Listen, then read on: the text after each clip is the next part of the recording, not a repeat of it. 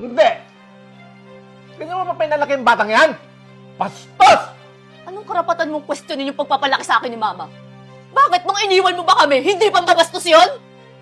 Niserve po kasi ako ng mga klase ko eh. Sabi po nila, wala daw po akong papa. Tsaka, pinulot niya lang daw po ako.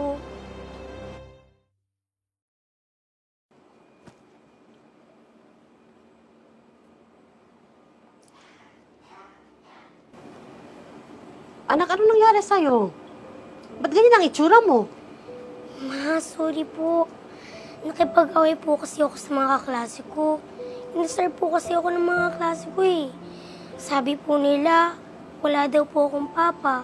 Tsaka, pinulot niya lang daw po ako. Ano? Sinong may sabi niyan? Halika, puntahan natin. Ma, ano nangyayari sa... Ma! Tulong! Ma, ano nangyayari sa'yo? Ma! Tulong! Ma!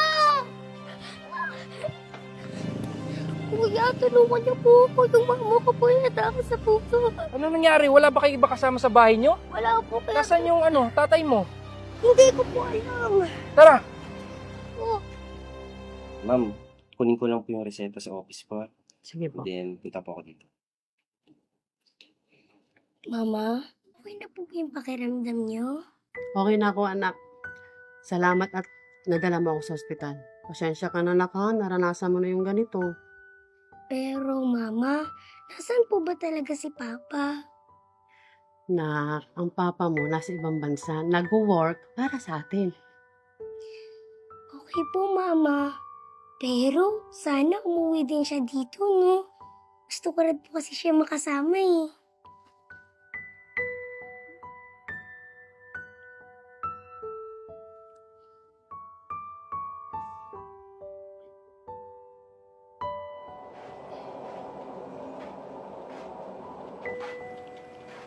O anak, anong nangyari sa'yo? Ba't malungkot ka? Mga classmate ko nga eh. Nakasar na naman ako. Nawala daw akong tatay na napulot mo lang daw ako.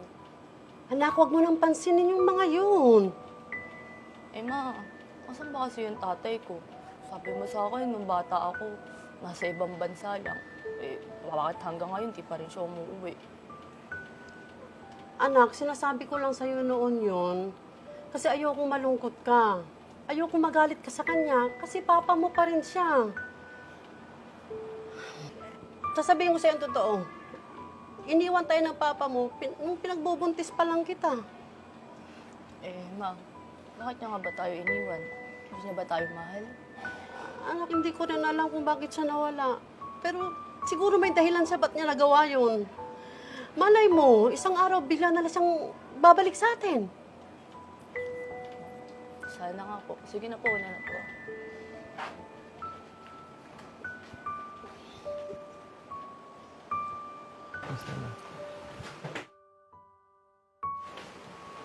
Mama, may bisita pala tayo. Gandang araw po.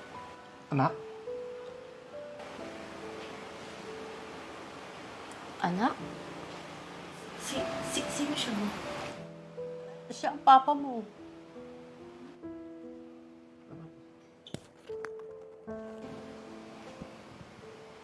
Oo, totoo anak. Ako ang papa mo. Pasensya ka na anak, matagal ako nawala, umalis ako. Pero mangangako ako sa'yo, hindi na ako aalis uli. Hindi ko na kayo iiwan ng mama mo. Ng TV, labas naman tayo mamaya. Labas naman tayo mamayang gabi. Ay, lalaba ka pa. Okay lang. Labas tayo mamaya, pagkatapos mo maglaba. O sige, kung ano gusto mo. Okay, sige. Okay.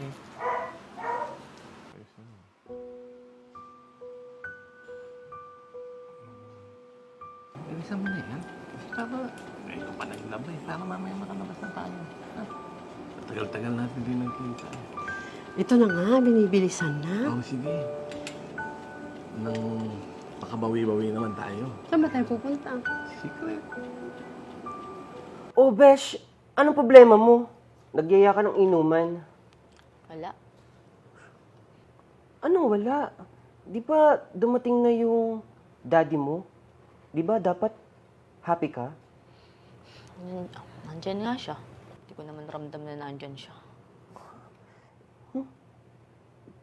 Di ba matagal mo na yung wish? Dapat happy. Oo. Akala ko nga pag dumating siya, magiging masaya ako kasi kumpleto na kami. Kumpleto na yung pagkatao ko. Bakit hindi ba? Hindi. Sila lang nila mama yung masaya eh. Parang ang nakalimutan na nilang may anak sila. Bench, huwag ka nang malungkot. Tagay pa. Tumagay ka pa. Oh, sige na. Oh, ito pa oh. Di ba? Favorite mo tong pastil? Ay! Eh!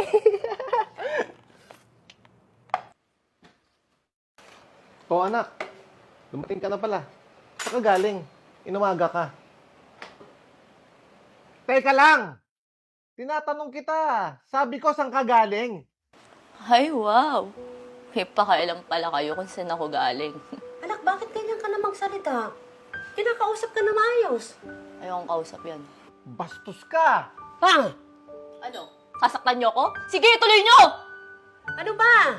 Tama na yan! Bukas na kayo mag-usap. Hindi! Ganyan mo pa pinalaki yung batang yan? Bastos! Anong karapatan mong questionin yung pagpapalaki sa akin ni Mama? Bakit nung iniwan mo ba kami, hindi pa mabastos yun? Ano ba? Tama na yan! Hindi, Ma. Para malaman niya kung ano yung ginawa niya at kung ano yung dinanas natin ng mga panahong iniwan niya tayo. Simula bata ako, lagi akong inaasar ng mga classmate ko, ng mga kaibigan ko. Wala akong tatay, na napulot lang daw ako. Hindi mo alam kung gaano kasakit sa akin yun. Lagi kong tinatanong yung sarili ko, bakit nga ba ako walang tatay? Nasaan yung tatay ko? Bakit niya ako iniwan? Hindi na ba ako mahal? Alam mo, gusto kong magalit sa'yo. Pero sabi ni Mama, wag. Kasi kahit pagbali-baliktarin ko yung mundo, tatay pa rin kita. Oo, tatay nga kita. Pero nagpakatatay ka ba? Hindi! Nung bumalik ka, akala ko magiging okay na lahat eh. Kasi natupad na yung matagal kong pangarap na magkaroon ng tatay. Pero mali pala ako. Bumalik ka para kay Mama, hindi para sa akin. Nung bumalik ka, pakiramdam ko na wala na din ako ng nanay. Kasi lahat ng atensyon ni Mama sa'yo na napunta. Nabaliwala na din ako. Tapos ngayon, sasabihin mo, matigas ulo ko, bastos ako. Bakit nga ba ako naging ganito? Dahil din sa'yo. Kung nandito ka habang lumalaki ako, kung ginabayan mo ako, hindi ako magiging ganito. Kaya tandaan mo, ikaw din yung naglagay ng sumay sa ulo ko. Oo! Nabibigay mo lahat ng gusto ko, lahat ng kailangan ko. Pero pa hindi yun yung kailangan ko eh. Kailangan ko yung pagmamahal mo. Yung pagmamahal mo na ilang taon mo pinagkait sa akin. Pero salamat pa din ha. Kasi binuhay niyo ako. Pero sana hindi na lang.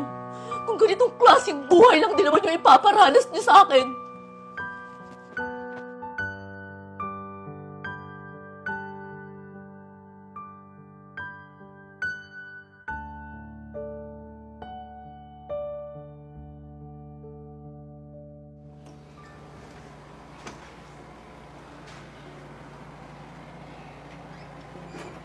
Anak, anong oras na? Hindi ka pa kumakain. Nak? Anak, pwede ba tayong mag-usap? Anak, pasensya ka na dun sa nangyari kagabi. Pasensya ka na dun sa mga nagawa at nasabi ko. Alam mo anak, sabihin ko lang sa'yo, pasensya ka na at umalis ako at akala mo iniwang kita.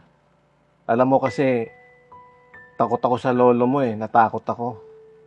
Isa pa, nung ipanganak ka, walang-wala pa talaga akong pera. Alam ko sa sarili ko, anak, hindi kita kayang buhayin. Kaya anak, ang naisip ko, mag-abroad. Doon ako magtrabaho, mag-ipon, at saka kita babalikan. Anak, pasensya ka na. Hindi ko naisip na maaapektuhan ka at magiging ganyan ang pag-iisip mo na inabandon na kita at hindi kita mahal. Anak, bigyan mo naman ng pagkakataon si Papa na makabawi sa'yo. Anak, please, huwag ka na magtampo.